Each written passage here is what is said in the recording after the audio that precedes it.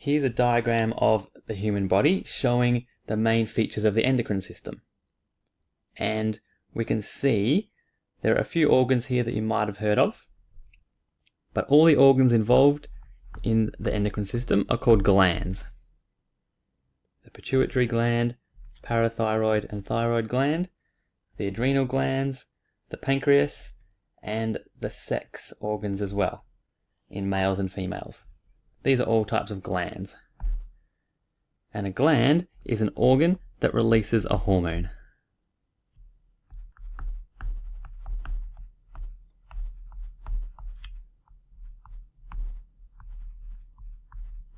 Or more than one hormone sometimes.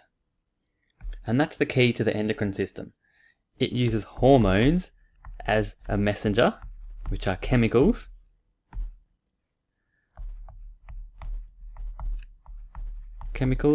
which travel through the bloodstream, and then they go to the target organ, and that causes a response. So hormones, chemicals that travel through the blood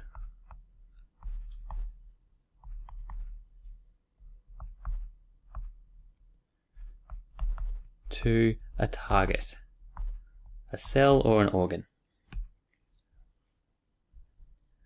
So then the final thing to define is a target cell. So then we can say this is the cell that detects the hormone and then it causes a response. So really a target cell is an effector using our stimulus response model.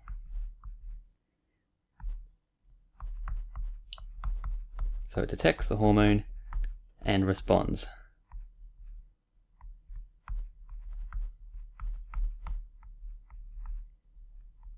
Animals have lots of different hormones, and there are different types of responses for each hormone, and depending on the target cell as well.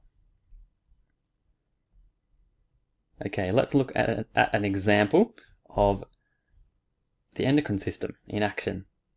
Again, we're going to use our stimulus response model because the endocrine system fits in with this as well.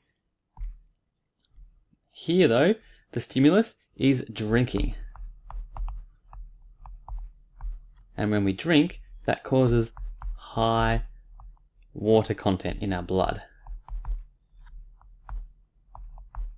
And our blood is very fragile. It needs to have a particular amount of water and other chemicals dissolved in there, and it needs to be balanced perfectly. So if we have too much water in our blood, that's our stimulus. Our receptor is in this gland here called the pituitary gland, just under the brain.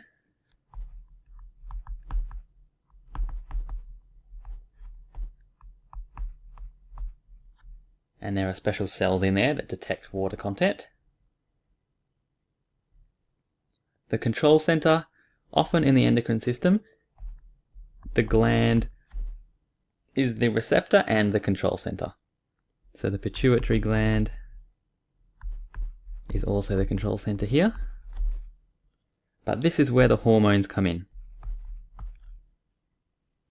The pituitary gland then creates hormones. It builds them in its cells and releases the hormones into the bloodstream, and these travel to the effector. So hormones happen between control center and effector. The main effector here is the kidneys, or are the kidneys, because the kidneys control how much urine we make and how much water we filter out of our blood. So if we have too much water content in our blood, the kidneys make more urine.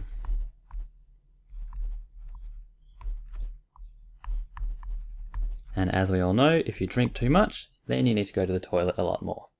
So that's a response to the stimulus of drinking too much water.